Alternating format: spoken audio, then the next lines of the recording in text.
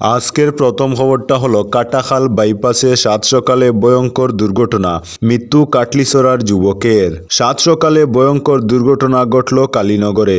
শুক্রবার সকালে কাটাখাল বাইপাস কালীনগর পঞ্চম খণ্ড এলাকায় লরি এল্টোর মুখোমুখি সংঘর্ষে মৃত্যু হল এক যুবকের। ভয়ঙ্কর সংঘর্ষে হাইলাকান্দির কাটলিছড়ার উঠতি যুবক 23 বছরের রূপম রায় ঘটনাস্থলেই প্রাণ হারালেন। আশঙ্কাজনক অবস্থায় রয়েছেন আরও এক যাত্রী। আহত হয়েছেন 2 জন যাত্রী। ঘটনার খবর পেয়ে কাটাখাল পুলিশ ফাঁড়ির ইনচার্জ দলবল নিয়ে ঘটনাস্থলে পৌঁছে পরিস্থিতি নিয়ন্ত্রণে আনেন। স্থানীয়দের সহযোগিতায় আহতদের উদ্ধার করে কালীনগর সরোজিনী হাসপাতালে পাঠানো হয়। সেখানের কর্তব্যরত চিকিৎসকরা রূপম রায় নামের যাত্রীকে মৃত বলে ঘোষণা দেন। আশঙ্কাজনক অবস্থায় আহত 2 জনকে শিলচর মেডিকেল কলেজ ও হাসপাতালে স্থানান্তর করা হয়। এই ঘটনার পর স্থানীয়দের ধারণা ঘন কুয়াশার দরুন দুর্ঘটনা সংঘটিত হয়েছে। আহতরা হলেন বিশ্বজিৎ, রিকি ও নিরঞ্জন দে। আজকের পরবর্তী খবরটি হলো প্রাক্তন প্রধানমন্ত্রী মনমোহন সিংকে শেষ শ্রদ্ধা নিবেদন মোদির। দেশের প্রাক্তন প্রধানমন্ত্রী মনমোহন সিংকে শেষ শ্রদ্ধা জানাতে শুক্রবার সকালে দিল্লির মতিলাল নেহরু মার্গে পৌঁছলেন বর্তমান প্রধানমন্ত্রী নরেন্দ্র মোদি। তার সঙ্গে ছিলেন কেন্দ্রীয় স্বরাষ্ট্রমন্ত্রী অমিত শাহ।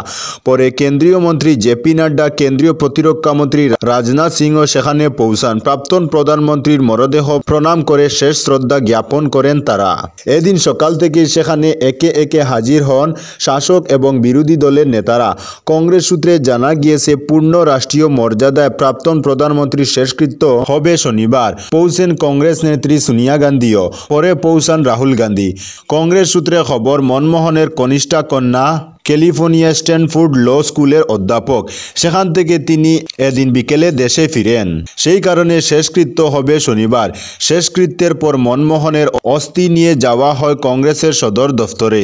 সেখানে শেষ শ্রদ্ধা জানান সাধারণ মানুষ। প্রাক্তন প্রধানমন্ত্রীর মৃত্যুতে 7 দিন জাতীয় শোক ঘোষণা করেছে কেন্দ্রীয় সরকার। জাতীয় শোক ঘোষণা হওয়ার অর্থ এই সময় দেশের সর্বত্র জাতীয় পতাকা অর্ধনমিত থাকবে এবং সরকারি স্তরে কোনো ও বিনোদনমূলক অনুষ্ঠান হবে না। আজকের পরবর্তী খবরটি হলো শোক মুখ্যমন্ত্রী হিমন্ত বিশ্ব শর্মা ও কেন্দ্রীয় মন্ত্রী সর্বানন্দ সোনোয়ালের। 1991 সাল থেকে ডক্টর মনমোহন সিংজির ঘনিষ্ঠ হওয়ার সুযোগ পেয়েছি। একই বছরে তিনি অসম থেকে প্রথমবার রাজ্যসভায় নির্বাচিত হন, যে আসনে তিনি পরপর 28 বছর প্রতিনিধিত্ব করেছিলেন। ডক্টর সিংজির নম্রতা ছিল একটি অলংকার। প্রাক্তন প্রধানমন্ত্রী মনমোহন সিংয়ের মৃত্যুতে এভাবেই শোক প্রকাশ করেছেন রাজ্যের মুখ্যমন্ত্রী হিমন্ত বিশ্ব শর্মা। সামাজিক যোগাযোগ মাধ্যমে শোক প্রকাশ করে মুখ্যমন্ত্রী বলেন, তার সঙ্গে ব্যক্তিগতভাবে প্রতিটি কথোপকথন সরলতা, শালীনতা এবং বুদ্ধিভিত্তিক দক্ষতার পরিচয় দেয়। বিশেষ করে ডক্টর সিং প্রধানমন্ত্রী থাকাকালীন অসম সম্পর্কিত বিষয়গুলি নিয়ে তার সঙ্গে আমার একাধিকবার মতবিনিময় করার সুযোগ হয়েছিল। মুখ্যমন্ত্রী বলেন, দেশের প্রাক্তন প্রধানমন্ত্রী যিনি দেশভাগের পর থেকে ভারতকে দেখেছেন, তিনি বিভিন্ন বিশিষ্ট পদে দেশের সেবা করেছেন। প্রাক্তন প্রধানমন্ত্রীর মৃত্যুতে শোক প্রকাশ করেছেন কেন্দ্রীয় মন্ত্রী সর্বানন্দ সোনোয়াল। তিনি বলেন, প্রাক্তন প্রধানমন্ত্রী ডক্টর মনমোহন সিংয়ের নম্রতা ও পেশাদারিত্ব তাকে আইকন করে তুলেছিল। ভারতের অর্থনৈতিক পুনর্জীবনে তিনি গুরুত্বপূর্ণ ভূমিকা পালন করেছিলেন। তাছাড়া তার নীতিগুলি জনগণের কল্যাণে সুদূর প্রসারী ছিল বলে মন্তব্য করেন কেন্দ্রীয় মন্ত্রী। আজকের পরবর্তী খবরটি হলো ব্রহ্মপুত্র নদ থেকে যুবক ও কিশোরীর মৃতদেহ উদ্ধার, চাঞ্চল্য।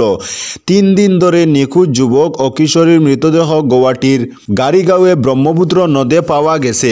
মৃত কিশোরীর নাম জুহি দাস, 8ম শ্রেণীর ছাত্রী।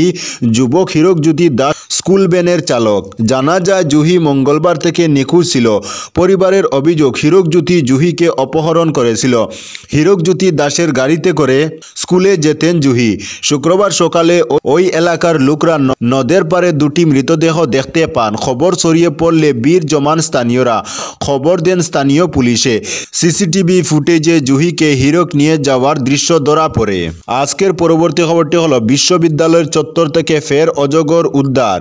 সপ্তাহ দিনের মধ্যে আরও একটি বিশাল আকারের অজগর সাপ আসাম বিশ্ববিদ্যালয়ের চত্বর থেকে উদ্ধার হলো। বৃহস্পতিবার রাতে বিশ্ববিদ্যালয়ের পড়ুয়া ও স্থানীয়রা অজগর সাপ উদ্ধার করেন। পরে বন বিভাগে সমঝে দেওয়া হয় বলে জানা যায়। যায়। একের পর এক বিশাল অজগর সাপ উদ্ধারে জনমনে তীব্র আতঙ্ক দেখা দেয়। আজকের পরবর্তী খবরটি হলো ইসরায়েলের বোমা বর্ষণের মুখে হু প্রদান, অল্পের জন্য প্রাণ রক্ষা। ইসরায়েলের বোমা বর্ষণের মুখে পড়লেন বিশ্ব স্বাস্থ্য সংস্থার প্রধান টেড্রোস আদানম গেব্রেইসাইস। অল্পের জন্য প্রাণ রক্ষা হলো তার, তবে ঘটনায় প্রাণ হারিয়েছেন 2 জন।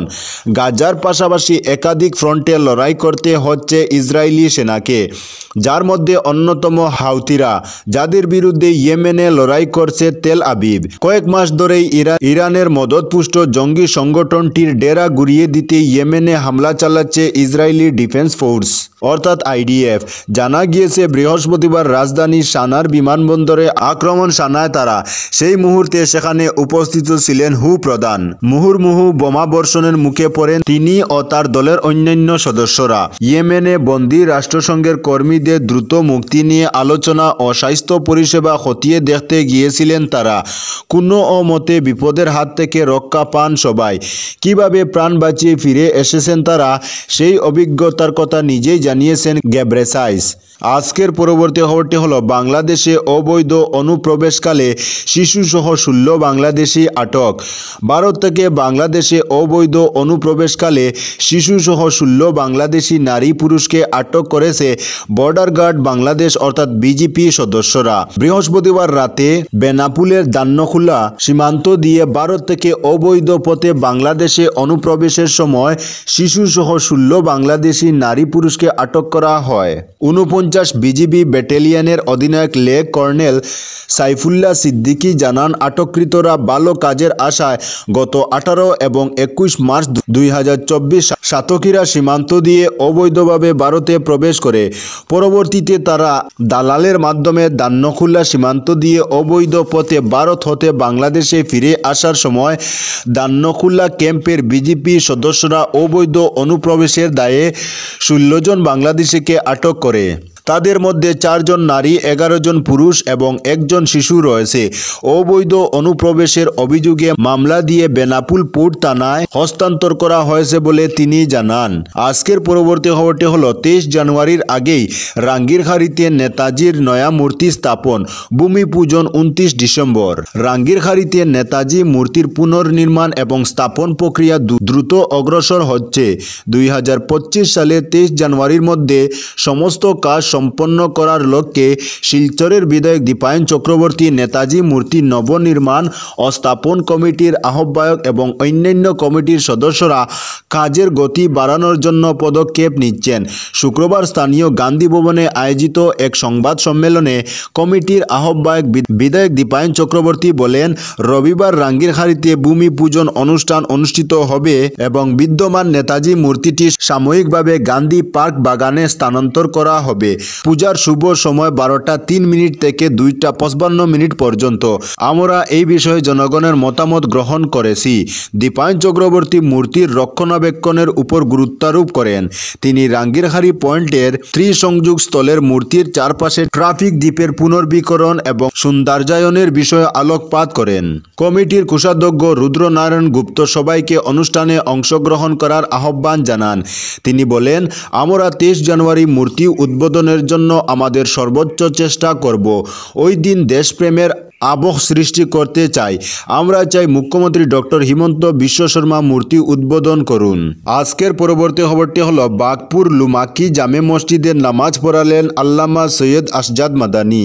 কাছাড় জেলার বাগপুর লুমাকি জামে মসজিদে এক ঐতিহাসিক জুম্মার নামাজ অনুষ্ঠিত হয়।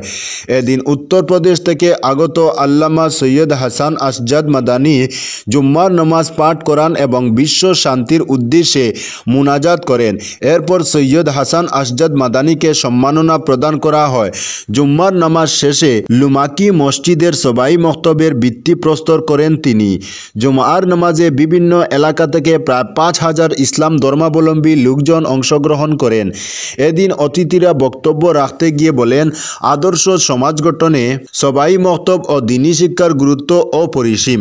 অথচ কালের বিবর্তনে মক্তব শিক্ষা থেকে ক্রমেই দূরে সরে যাচ্ছে মুসলিম সমাজ। তাই ছাত্রছাত্রীদের মক্তব শিক্ষার উপর গুরুত্ব দেওয়ার জন্য অভিভাবকদের কাছে অনুরোধ করেন। এদিন অন্যান্যদের মধ্যে উপস্থিত ছিলেন বাঁশখালী মাদ্রাসার শিক্ষক মৌলানা লুকমান, শিক্ষক মৌলানা আব্দুল হামিদ সহ বিশিষ্টজনেরা। অনুষ্ঠানটি সুন্দর ও সফলভাবে সম্পূর্ণ হওয়ায় আয়োজক কমিটির পক্ষে ধন্যবাদ জানিয়েছেন শিক্ষক শাহিন আহমেদ লস্কর, শিক্ষক জুবাইর আহমেদ বরবুইয়া, মাতাবুদ্দিন লস্কর, শাহরুল ইসলাম লস্কর, ইয়াহিয়া বরবুইয়া সহ অন্যান্যরা।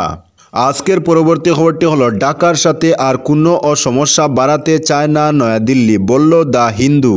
ক্ষমতাচ্যুত প্রধানমন্ত্রী শেখ হাসিনাকে বাংলাদেশে ফেরত দেওয়ার চিঠির প্রেক্ষিতে ভারত যে প্রতিক্রিয়া দেখিয়েছে তাতে একটি ইঙ্গিত রয়েছে যে নয়াদিল্লি ঢাকার সাথে আর কোনো সমস্যা বাড়াতে চায় না এবং তারা সতর্ক অবস্থানে থাকতে চায়। বৃহস্পতিবার ২৬ ডিসেম্বর নয়াদিল্লির সূত্রগুলি বলেছে, ভারত বিরোধী অবস্থান গ্রহণকারী ছাত্র এবং ডানপন্থী সংগঠনগুলির কার্যকলাপে অন্তর্বর্তী সরকার স্পষ্টতই ইতিমধ্যে যেসব অসুবিধার সম্মুখীন হচ্ছে তাতে ভারত আর কোনো অসুবিধা যোগ করতে চায় না। ভারতের পররাষ্ট্র মন্ত্রণালয়ের মুখপাত্র সোমবার স্বীকার করেছেন, বাংলাদেশ শেখ হাসিনার প্রত্যর্পণের জন্য একটি নোট বারবার পাঠিয়েছে এবং এ বিষয়ে মন্তব্য জানতে চাইলে তিনি বলেছেন, এই মুহূর্তে এই বিষয়ে আমাদের কোনো মন্তব্য করার নেই। গত ৫ আগস্ট নাটকীয় দৃশ্যের মধ্য দিয়ে শেখ হাসিনার বাংলাদেশ ত্যাগের পর থেকে দুদেশের মধ্যে যে বাক্য বিনিময় হয়ে আসছে, ভারতের এই পরিমিত প্রতিক্রিয়া তাতে সর্বশেষ স্তর যুক্ত করেছে। অক্টোবরে বাংলাদেশের অন্তর্বর্তী প্রশাসন হাসিনার বিরুদ্ধে গ্রেফতারি পরোয়ানা জারি করে। দিল্লির সূত্রগুলো ইঙ্গিত দিয়েছে, তারা বাংলাদেশের অভ্যন্তরে যেসব ঘটনা ঘটছে তা গভীরভাবে পর্যবেক্ষণ করছে, যা প্রফেসর মোহাম্মদ ইউনূসের নেতৃত্বাধীন অন্তর্বর্তী সরকারের উপর ক্রমবর্ধমান চাপ তৈরি করছে। তো বন্ধুরা, আজকের জন্য এতটুকু। পরবর্তী কোনো নতুন ভিডিওতে দেখা হবে, তখন অবধি ধন্যবাদ।